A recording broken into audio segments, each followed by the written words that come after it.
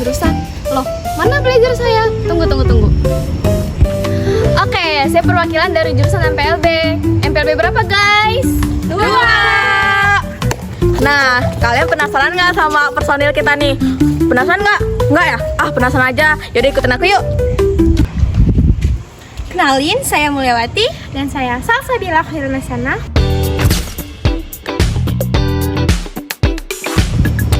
Saya Alia Faria Laika. Saya Rena Rianti. Saya Devira Masari. Saya Kanza Febrianti.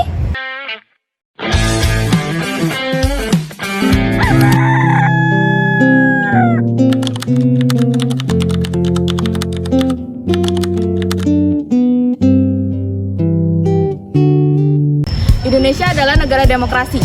Setiap 5 tahun sekali, rakyat memilih pemimpinnya. Namun, apakah demokrasi hanya soal mencoblos atau ada makna lain dari ini? Tidak. Siapa yang mau pukat? Mau pukat nggak? Tapi kita balik lagi ke demokrasi. Apa itu demokrasi? Demokrasi berasal dari bahasa Yunani, demos yang artinya rakyat, dan kratos yang artinya kekuasaan. Jadi, demokrasi sistem pemerintahan di mana kekuasaan tertinggi berada di tangan rakyat. Tetapi di Indonesia, demokrasi tetap dijalankan berdasarkan Pancasila dan Undang-Undang Dasar 1945, yang artinya tetap dibatasi oleh moral, hukum, dan tanggung jawab. Ambil. Tujuan demokrasi. Demokrasi memiliki beberapa tujuan utama, yaitu yang pertama, menjamin hak asasi manusia seperti kebebasan berpendapat dan berserikat. Yang kedua, mewujudkan keadilan bagi seluruh rakyat. Yang ketiga, mencegah kekuasaan absolut agar tidak terpusat pada satu orang. Yang keempat, menciptakan pemerintahan yang transparan dan akuntabel. Yang kelima, mendorong partisipasi aktif rakyat dalam kehidupan bermasyarakat. Fungsi demokrasi di masyarakat yang pertama menyalurkan aspirasi dan kepentingan warga negara, yang kedua memberi kesempatan masyarakat memilih pemimpin, yang ketiga mengawasi jalannya pemerintahan agar tidak menyimpang, dan yang terakhir adalah menjamin hak dan kewajiban warga negara. Fungsi demokrasi di sekolah yang pertama melatih siswa menyampaikan pendapat dengan sopan dan bertanggung jawab, yang kedua membiasakan pengambilan keputusan melalui musyawarah, yang ketiga menumbuhkan sikap menghargai perbedaan pendapat, yang keempat yaitu melatih kepemimpinan dan tanggung jawab siswa, dan yang terakhir atau yang kelima adalah menciptakan lingkungan sekolah yang adil dan tertib. Manfaat demokrasi yang pertama memberikan kesempatan kepada warga untuk berpendapat, yang kedua menjamin hak dan kewajiban warga negara, yang ketiga mewujudkan pemerintahan yang adil dan transparan, yang keempat mencegah penyalahgunaan kekuasaan, yang kelima meningkatkan kehidupan masyarakat dalam berbangsa dan bernegara, yang keenam menumbuhkan sikap toleransi dan saling menghargai, yang ketujuh menjaga persatuan dan stabilitas sosial. Cara berdemokrasi sebagai warga negara Indonesia. Yang pertama, menghormati perbedaan pendapat suku, agama, dan budaya. Yang kedua, menyampaikan pendapat secara sopan dan bertanggung jawab. Yang ketiga, mengutamakan musyawarah untuk mufakat dalam mengambil keputusan. Yang keempat, menggunakan hak pilih dalam pemilu dengan jujur dan adil. Yang kelima, mematuhi hukum dan peraturan yang berlaku. Yang keenam, tidak memaksa kehendak kepada orang lain. Dan yang ketujuh, ikut serta menjaga persatuan dan kesatuan bangsa. Perkembangan demokrasi dari zaman ke zaman. Era Soekarno, pada awal kemerdekaan, Indonesia menerapkan demokrasi parlementer. Di masa ini, kekuasaan pemerintahan masih ada di tangan Perdana Menteri.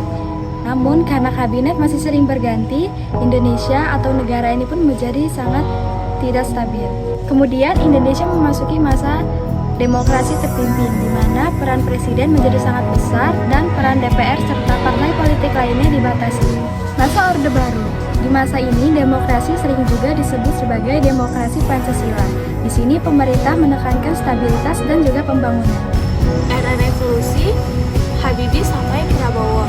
Visualnya, media sosial, pemilu langsung, dan demo damai. Narasinya, era revolusi membawa perubahan besar, rakyat memilih presiden secara langsung, pers menjadi bebas, dan kritik terhadap pemerintah terbuka. Namun, di era ini juga mereka menjadi tantangan besar politiknya seperti politik uang, demokrasi, hoaks, dan korupsi. Peran DPR dalam demokrasi secara ideal itu ada beberapa tugas. Yang pertama itu ada membuat undang-undang, yang kedua menyerap dan menyalurkan aspirasi rakyat, yang ketiga mengawasi kinerja pemerintah. Namun, tidak semua DPR menjalankan tugasnya dengan baik sehingga banyak kepercayaan masyarakat yang menurun. Korupsi adalah musuh kita bersama. Ibarat virus, korupsi juga tersebar di mana-mana. Wabah di seluruh penjuru menggerogoti negeri. Korupsi juga terjadi karena cinta materi. Tindakan korupsi seringkali melibatkan hubungan keluarga, anak, dan istri. Karena kebiasaan keluarga yang tidak peduli. Dari mana asal penghasilan sehari-hari? Karena itu, keluarga punya pengaruh besar untuk mencegah korupsi dari akar. Di balik keluarga yang terhormat, ada anggota keluarga yang hebat, yang selalu menginginkan sumber pendapatan dan menjaga makna kebahagiaan dengan sederhana. Jangan sampai terlambat hingga semua akan menjadi kiamat. Ditangkap, penegak hukum menghuni rumah tahanan bertahun-tahun tidak pulang. Melihat keluarga dari kejauhan, rasa sesal yang berkepanjangan, karena itu mulai cegah korupsi sejak dini. Kita bisa mencegah korupsi dari keluarga kita sendiri. Bertahan buat apa? Belum ada artinya. Masih dipeluk setan. Alergi peradaban, alergi kemajuan, mendorong kemunduran. Pimpin di esok hari. Ada yang cukup mampu mewakilkan suara kami. Rasa ada yang tahu, ada yang cukup peduli. Umat yang ditelabui melupakan masa lalu. Namun kami belum tentu. Jadi kalau kita mau main keras, orang-orang mungkin akan berpikir kita ini bagus. Kalian semua siap? Dan 1, dan 2, dan 1, 2, 3, 4.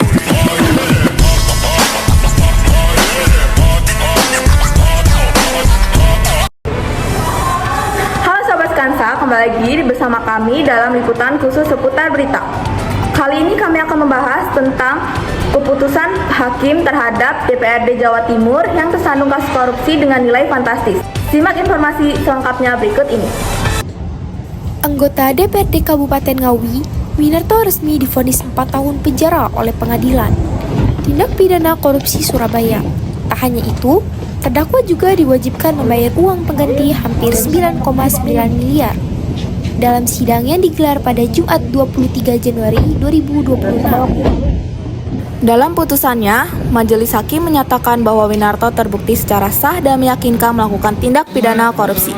Hakim menjatuhkan hukuman 4 tahun penjara, denda sebesar 200 juta, serta kewajiban membayar uang pengganti. Apabila uang pengganti tersebut tidak dibayarkan, maka hukuman penjara terdakwa akan ditambah menjadi 5 tahun. Kasus ini bermula dari pengadaan lahan pabrik mainan PT GVT Indonesia Investment di Kabupaten Ngawi.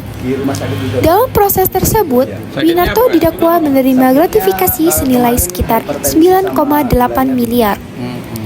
Jaksa penuntut umum menyatakan bahwa tindakan tersebut tidak hanya melanggar hukum, tetapi juga merugikan keuangan negara. Perkara ini mulai disidangkan sejak 9 September 2025 di Pengadilan Tipikor Surabaya. Jaksa menjerat Winarto dengan sejumlah pasal tindak pidana korupsi terkait penerimaan gratifikasi serta dugaan manipulasi dokumen hak atas tanah dalam proyek tersebut. Assalamualaikum warahmatullahi wabarakatuh. Waalaikumsalam warahmatullahi wabarakatuh.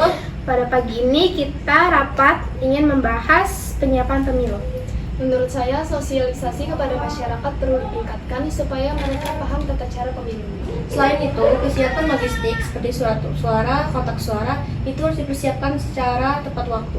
Pengawasan pemilu juga perlu diperkuat agar proses pemilu berjalan dengan jujur dan adil. Saya menambahkan keamanan agar pemilu dapat lebih aman. Baik, pada rapat ini kita sepakat fokus untuk kelancaran dulu. Video tersebut adalah salah satu contoh demokrasi, yaitu musyawarah. Baik, kesimpulan demokrasi adalah sistem pemerintahan yang memberi kekuasaan kepada rakyat serta melindungi kebebasan, keadilan, dan persamaan hak. Namun, dalam pelaksanaannya, demokrasi masih menghadapi masalah seperti korupsi, yaitu penyalahgunaan kekuasaan untuk kepentingan pribadi. Korupsi merusak kepercayaan rakyat